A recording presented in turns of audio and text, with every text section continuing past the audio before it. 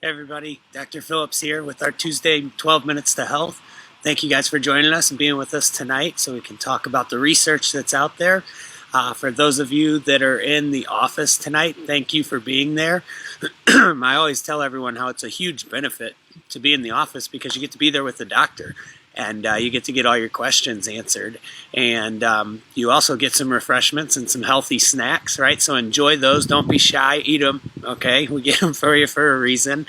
But another thing is, research gets thrown around a lot. The research shows. The research today says. This is what the research says. And you always got to go fact check everything because there's so much out there that's not really good research.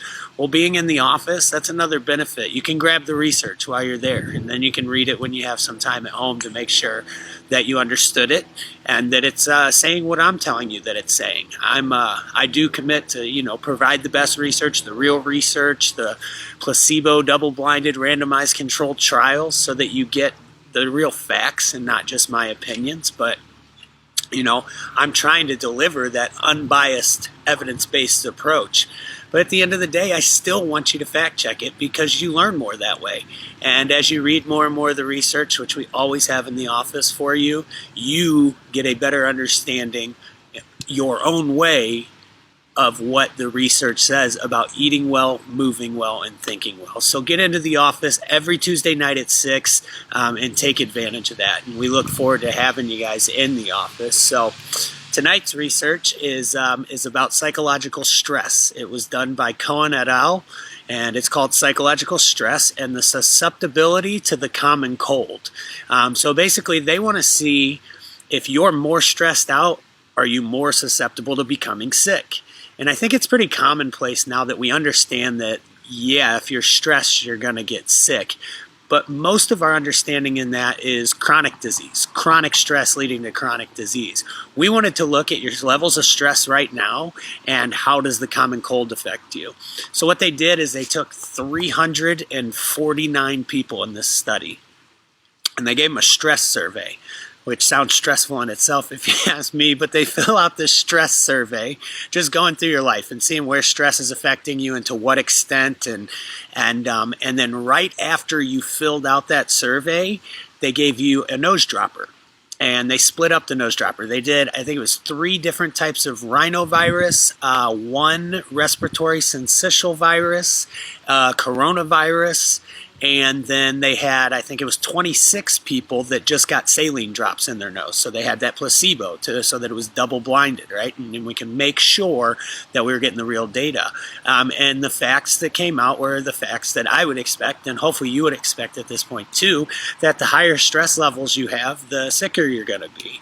But the thing that was really cool about it was the stress response to it, right? They showed not only as your stress went up, did you get sick more? Did that group get sick more? But they showed that there's this thing called a dose response, right? So the more stress you had, the higher level of being sick that you would see, the higher level of symptoms as far as acute respiratory viruses go, right? And I mentioned just a second ago that coronavirus was one of the viruses used in this. Now, that wasn't COVID-19 in this study. This study was done before COVID-19. But one thing that can give you hope for is that all those coronaviruses were new to our body at one point, right? That's what made them a novel coronavirus. And we figured out what they were and we learned how to beat them, and our body does its thing. It's incredible. But the thing that you need to take out of this is the more stressed out you are, the more susceptible you are, and the sicker you're going to become as well. So that was a big finding inside the study. Another cool thing that they had was, wrong way. Stress itself. As stress goes up, what was causing? What was happening in the body? What they found out is part of the immune system was being downregulated. I don't want to say shut off, but it was downregulated to the point to where you became more susceptible. So higher level of stress, downregulation. If you look at studies we've done in the past with vitamin A and vitamin D and omega-3s, the less you have for your cells, the more downregulated your immune system becomes. So stress is the same thing. If we look at chronic disease, if you have obesity, diabetes, or if you have a poor diet and don't exercise, you are going to get obesity, heart disease, diabetes, cancer, something along is going to pop up and take advantage of the downregulation of your immune system. This is the same thing. If you're not managing stress, if we're not lowering stress, something is going to be able to attack us due to the susceptibility of the downregulation of our immune system. So what's that mean? How do we stop that from happening, right? One of the biggest things we noticed, and I'm going to talk about daily psychological fitness here in a second, but the biggest thing that pays off for you in the long run is resilience, because you're going to run into stress. You're not going to get rid of it. Stuff happens all the time, right? You're going to have a little fight with a spouse or partner. You're going to have, did I leave the toaster on? Are the kids okay? All those things pop up, and those are stressful situations. They release the same, hormones such as cortisol and everything else that causes our body to go into a state of stress and our immune system to downregulate. But what they've found is that resilience is the biggest factor. How are we? I like to put it in terms of physical, because people understand physical better. If I exercise and I work out, I'm going to be more resilient. I'm going to be in better shape. What kind of psychological shape am I in? That depends on what kind of psychological fitness am I doing. Okay, and this is the same reason. One of the best examples of this are soldiers that go to war. When they go to war and they come back, some of them have PTSD, some don't. Right? Some are a little shaken up. Some are easily just, okay, it was a part of my life and now I'm past it, and they move through it. That is their level of resistance and where they fall, or resilience, and where they fall in there. So to build your resilience, you need to have immediately a daily psychological fitness routine.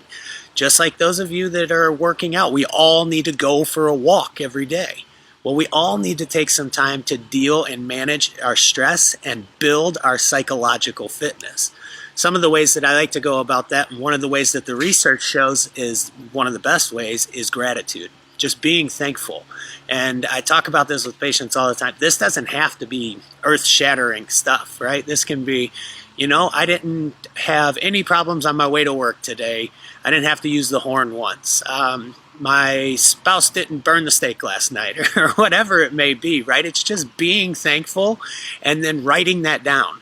I like to keep a gratitude journal, and I encourage patients to keep a gratitude journal so that you can just write 3 things each day right before you go to bed. Makes you smile a little bit, you sleep better, but your psychological fitness is building, your resilience is building, so that when things happen that are inevitably going to happen, right? We're going to lose people in our lives, we're going to lose pets, we're going to have sad events, and it is totally normal to be stressed about that and respond that way. But how have we been psychologically building our fitness to have resilience, to bounce back from that sort of thing? Another way that I like to de-stress is just meditating, right? And my meditation doesn't necessarily take place on a mat with candles and incense and everything else burning. It will sometimes when I need it to, but sometimes it's just sitting outside when it's quiet.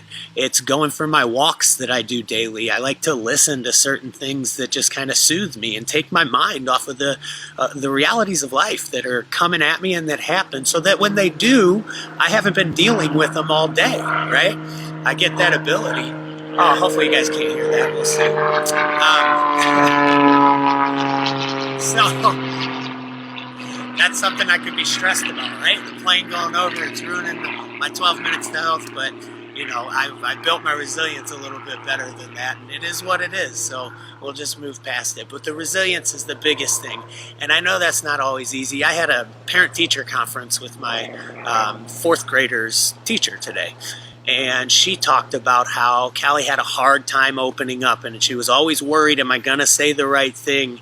And it made sense to me. I told her, I said, we fell off of our gratitudes and things like that, and she lost some resilience just being locked up. When COVID hit, there was so much fear, there was so much what's going to happen and everything else, that when I had the most time to actually be psychologically fit, I let it drop for a while, and I let it drop for my family. But now that she's getting back into her routine, which is important, having a routine, she's starting to open up, and her teacher can really see who she is and is really complimentary of her. So it was great to hear, but it also kind of fit in with what I was going to be talking about tonight.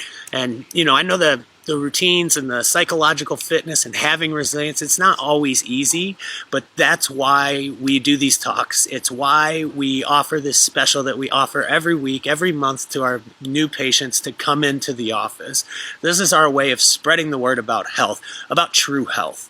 Right? Not some intervention that's going to take care of some symptoms, but I'm talking about eating well, moving well, and thinking well, and building ourselves, leaning towards homeostasis so that we are ready to handle what's going to happen, what's out there, and what's inevitable in life, and we'll have that resilience built up about us. So our offer is, our $39 donation. That includes our x-rays, our spinal health assessment, the exam, the consultation, all that stuff, and then we go over everything with you. We print out a full lifestyle report. That's where the spinal health assessment comes in.